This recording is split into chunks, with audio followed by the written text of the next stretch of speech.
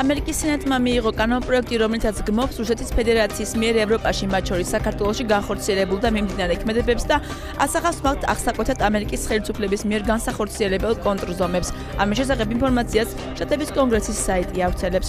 ოფიციალური ინფორმაციით საკანონმდებლო ორგანოს მიერ გრძელდება საქართველოს ტერიტორიული მთლიანობის მტკიცე მხარდაჭერა. კერძოდ 2017 წლის 15 ივნისს ამერიკის სენატმა ხმათა აბსოლუტური უმრავლესობით მიიღო კანონპროექტი რუსეთის მიმართ ახალი სანქციების შემოღების თაობაზე, რომელიც წარმოადგენს ირანთან მიმართებით დაწესებული ყოვლისმომცველი სანქციების ნაწილს და ასახავს რუსეთის აგრესიული ქმედებების აღსაკვეთად ამერიკის ხელისუფლების მიერ განსახორციელებელ კონტრზომებს. კანონპროექტი მიზნად ისახავს რუსეთის მიმართ არსებული სანქციების რეჟიმის ბაზის განვრცობას, რუსეთის მიმართ დამატებითი სანქციების დაწესების ხელშეწყობას, ზრდის ამერიკის ხაზინის დეპარტამენტის შესაძლებლობებს აქტიური მონიტორინგი გაუწიოს, კანონით აკრძალულ ფინანსურ მიმოქცევას, მათ შორის რუსეთთან დაკავშირებულ მსგავს აქტივობებს. კანონპროექტი გმობს რუსეთის ფედერაციის მიერ ევროპისა და ევრაზიის ქვეყნებში, მათ შორის საქართველოსა და უკრაინაში განხორციელებულ და მიმდინარე აგრესიულ ქმედებებს, საერთაშორისო სამართლისა და ნაკისრი ვალდებულებების უგულებელყოფას, საქართველოს რეგიონების უკანონო ოკუპაციას, 2008 წელს ნაკისრი ვალდებულებების შეუსრულებლობას და მოუწოდებს აგრესიის დაუყოვნებლივ შეწყვეტისა და ნაკისრი ვალდებულებების შესრულებისაკენ. კანონპროექტი ითვალისწინებს ამერიკის მიერ 2018-2019 ფისკალური წლებისათვის 250 მილიონი ამერიკული დოლარის გამოყოფას, რომელიც მოხმარდება ნატოსა და ევროკავშირის წევრი ქვეყნების, ასევე მათ შორის საქართველოსა და უკრაინაში განხორციელებული და მიმდინარე რუსეთის ზემოქმედების აღსაკვეთად გამიზნულ ქმედებებს. ცნობისათვის დღემდე ამერიკის დაწესებული ჰქონდა სანქციები რუსეთზე, მის მიერ ყირიმის ანექსიასა და უკრაინაში განხორციელებულ აგრესიულ ქმედებებთან დაკავშირებით. კანონპროექტი კანონის ძალით ამყარებს რუსეთის წინააღმდეგ უკვე დაწესებულ არსებულ სანქციებს და გულისხმობს ახალი სანქციების შემოღებას რუსული ბიზნესისა და რუსი მაღალჩინოსნების, ასევე იმ იურიდიული თუ ფიზიკური პირების მიმართ, რომლებიც ამერიკის წინააღმდეგ ახორციელებენ დესტრუქციულ კიბერაქტივობებს. კანონპროექტი ასევე აწესებს სანქციებს მათ წინააღმდეგ, ვინც ახორციელებს ადამიანის უფლებათა სერიოზულ დარღვევებს. სანქციები აგრეთვე შეეხება იმ პირებს, რომლებიც ჩართულნი არიან სახელმწიფო საკუთრების კორუმპირებული გზით პრივატიზებაში. ამასთან ვრცელდება პირებზე, რომლებიც განაგრძობენ სირიის პრეზიდენტის ბაშარ ალ-ასადის მთავრობისათვის შეერაღების მიწოდებას, ანაწარმოებენ ბიზნეს საქმიანობას რუსეთის სადაზვერვო და თავდაცვის სექტორებთან თანამშრომლობით. კანონპროექტი აწესებს ახალ სანქციებს რუსეთის ეკონომიკის ძირითად დარგებზე, მათ შორის სამთო, მოპოვებელი, მრეწველობის, ენერგეტიკის, მეტალურგიულ, საზღვაო და სარკინიგზო გადაზიდვების სექტორებზე. კანონპროექტი გამოხატავს მნიშვნელოვან მხარდაჭერას ცენტრალური და აღმოსავლეთ ევროპის ქვეყნებში დემოკრატიული ინსტიტუტების გაძლიერებისა და დეზინფორმაციის აღკვეთის მიმართულებით, იქ სადაც მაღალია რუსეთის აგრესიისა და ჩარევისადმი მოწყვლადობის დონე. ახალ სანქციებს მიენიჭა სავალდებულო კანონის ძალა წარმომადგენელთა პალატის მიერ, მისი დამტკიცებისა და პრეზიდენტის მხრიდან ხელმოწერის შემდეგ. თუკი დღემდე არსებულ სანქციებს შემოღება ხდებოდა აღმასრულებელი ბრძანებით, აღნიშნული კანონის შემოღების შემთხვევაში მისი გაუქმება უკვე ამერიკის კონგრესის უშუალო თანხმობის შემდეგ იქნება შესაძლებელი.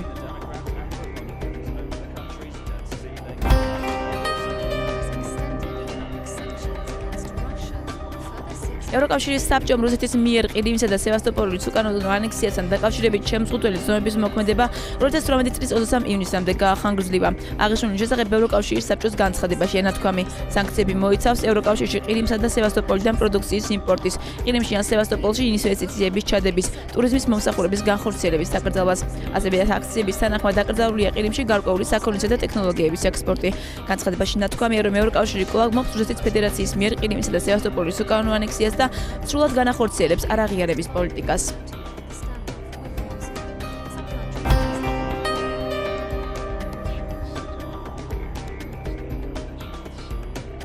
რუსეთის თავდაცვის სამინისტრო სირიისაზე ინციდენტების თავიდან აცილების მემორანდუმის ფარგლებში ამერიკასთან ურთიერთქმედებას წყვეტს. აღნიშნული შესახებ რუსეთის თავდაცვის სამინისტროს განცხადებაში ენათქვამი, როგორც თავდაცვის უწყებაში აღნიშნეს, სირიისაზე ევრატიდან დასავლეთით საერთაშორისო კოალიციის თვითმფრინავები და უპილოტო საფრენები რუსეთის ჰაერსაწინააღმდეგო თავდაცვის სისტემების მიერ იქნება კონტროლზე აყვანილი. სირიის საჰაერო ძალების თვითმფრინავის განადგურება ამერიკის ავიაციის მიერ სირიის საჰაერო სივრცეში სირიის არაბული რესპუბლიკის სუვერენიტეტის ცინიკურ დარღვევას წარმოადგენს. ამერიკის მხრიდან ტერორისტთან ბრძოლის საბაბით ავიაციის საბრძოლო ქმედებები გაეროს წევრი ქვეყნების კანონიერი ძალების წინააღმდეგ საერთაშორისო სამართლის უხეში დარღვევაა და ფაქტობრივად სამხედრო აგრესიას წარმოადგენს, ნათქვამია განცხადებაში. რამდენიმე დღის წინ საერთაშორისო კოალიციამ, რომლის სათავეშიც ამერიკა დგას, სირიის ქალაქ რაყასაზე სირიის საჰაერო ძალების თვითმფრინავი ჩამოაგდო. როგორც საერთაშორისო კოალიციაში აღნიშნეს, სირიის საჰაერო ძალების Su-22 მას შემდეგ ჩამოაგდეს, რაც სირიის საჰაერო ძალებმა იერიში მიიტანეს დემოკრატიული სირიის ძალების მებრძოლებზე.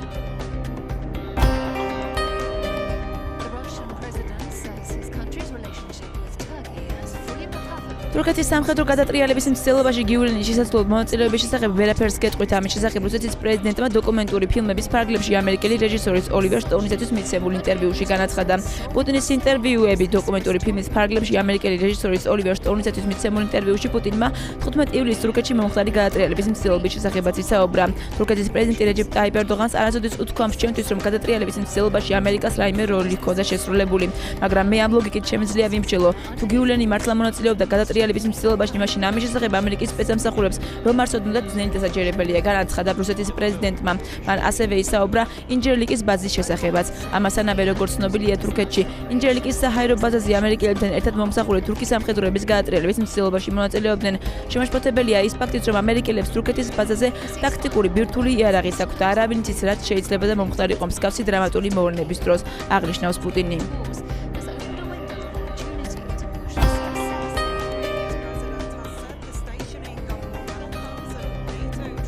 ნატოს გენერალურმა მდივანმა იენ სტოლტენბერგმა ლიტვაში ყოფნისას ალიანსის ჯარების აღმოსავლეთ ფლანგზე გადასრული დასრულების შესახებ განაცხადა. იუწყება დოიჩე ველე.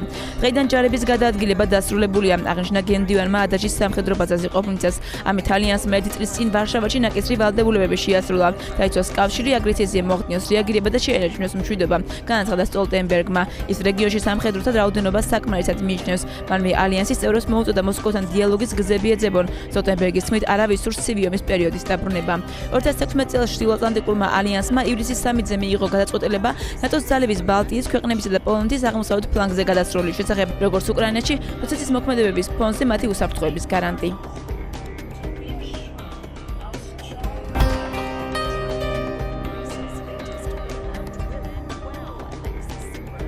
საბერძნეთის პრემიერ-მინისტრმა ალექსის ციპრასმა თურქ კოლეგა ბინალი ილდირიმთან შეხვედრაზე თურქეთის სამხედროების მიერ საბერძნეთის საჰაერო და საზღვაო სივრცის დარღვევის საკითხები წამოწია. მისი თქმით, თურქეთის მხრიდან პროვოკაციები და დარღვევები ხელს არ უწყობს პოზიტიური დღის წესრიგს. მე განმოცხადე პრემიერ-მინისტრ ილდირიმს, რომ ეს სიტუაცია ხელს არ უწყობს ურთიერთობებს, რომ სამხედრო საქმიანობა და თურქეთის მხრიდან დარღვევები არ შეიძლება გრძელდებოდეს და არასწორია, რომ კარგი თანამშრომლობისა და პოზიტიური დღის წესრიგის ნაცვლად ჩვენი ქვეყნები იძულებულები არიან შეიარაღების შეჯიბრში ჩაერთონ, განაცხადა ციპრასმა.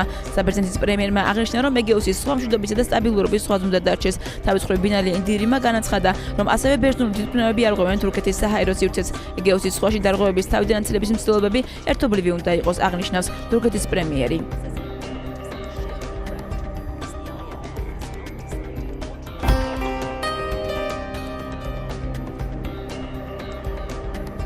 საფრანგეთში საპარლამენტო არჩევნების მეორე ტური შედგა. საფრანგეთის პრეზიდენტის პოლიტიკურმა მოძრაობამ აბსოლუტური უმრავლესობა მოიპოვა. შინაგან საქმეთა სამინისტროს მონაცემებით ემანუელ მაკრონის პოლიტიკური მოძრაობის კანდიდატებმა 308 მანდატი მიიღეს, ხოლო მისმა მოკავშირეებმა იუსტიციის მინისტრის ფრანსუა ბაიროს ცენტრისტულმა პარტიამ დემოკრატიულმა მოძრაობამ 42 მანდატი, რაც ჯამში პარლამენტში 350 მანდატს აძლევთ. მეორე ადგილზე რესპუბლიკელები და მათთან ალიანსში მყოფი დემოკრატებისა და დამოუკიდებლობის კავშირი გავიდა. მათ პარლამენტში 130 ადგილი ექნებათ. მარინ ლეპენის ეროვნულმა ფრონტმა კი მომავალი მოწვევის პარლამენტში 8 მანდატი მოიპოვა.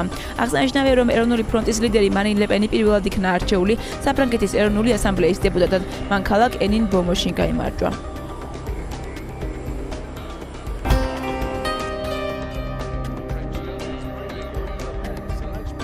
ეროვნული ფრონტის ლიდერი მარინ ლეპენი საფრანგეთის ეროვნული ასამბლეის დეპუტატად პირველად აერჩიეს. ეროვნული ფრონტის ლიდერმა საპარლამენტო არჩევნების მეორე ტურში ქალაქ ენინ ბომონში გაიმარჯვა. მან მაკრონის პოლიტიკური მოძრაობის რესპუბლიკა მარშზე კანდიდატი ან როკე დაამარცხა და ამ მომრჩეველთა ხმების 59% მიიღო. ლეპენმა თავის გამარჯვებას დამაჯერებელი უწოდა. სიტყვით გამოსვლისას მან მადლობა გადაუხადა მხარდამჭერებს და აღნიშნა, რომ მისი პარტია ხელისუფლების საიმიგრაციო პოლიტიკის წინააღმდეგ იბრძოლებს.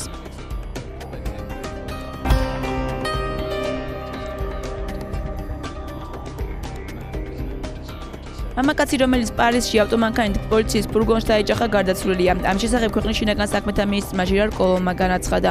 ავტომანქანაში იარაღი და ასაფეთქებელი იყო, რაც აფეთქების მიზეზი გახდა. მამაკაცი გარდაცვლილია. საქმის გამოძიება დაევალა პარიზის პროკურატურის ანტიტერორისტულ ქვედანაყოფს. მომხდარი ადასტურებს, რომ საფრანგეთში ტერორისტული საფრთხის დონე ძალიან მაღალია, აღნიშნა მინისტრმა.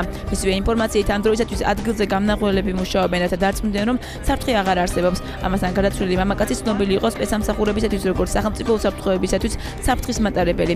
ამ შესახებ ბრიტანული ტელეკომპანიაზე წყაროზე დაყრდნობითი უწყება. ტელეკომპანიის ინფორმაციით თავდამსხმელი 33 წლის იყო.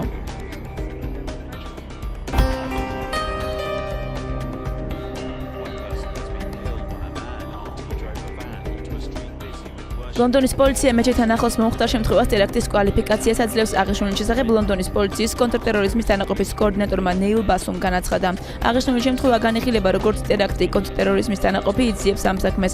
ეს იყო თავდასხმა ლონდონზე და ყველა ლონდონელზე. ჩვენ ყველა ერთად უნდა გავერთიანდეთ ექსტრემიზმის წინააღმდეგ აღნიშნა მან. ლონდონში ფინსბერის პარკის რაიონში მომხდარი შემთხვევის შედეგად ერთი ადამიანი დაიღუპა, 8 კი დაშავდა. როგორც ცნობილი გახდა, გადაცვლილი 48 წლის მამაკაცია. ადგილზე მობილიზებული იყო საერთაშორისო და სასწრაფო დახმარების ჯგუფები. დაშავებულები ახლო მდებარე საავადმყოფოში გადაიყვანეს. შემთხვევა ადგილობრივი დროით დილის 1 საათზე მოხდა. მიკროავტობუსის მეჩეთიდან გამოსულ ადამიანებს ჯგუფს დაეჯახა. დანაშაულები დააკავეს. ლონდონში უსაფრთხოების ნორმები გამკაცრებულია.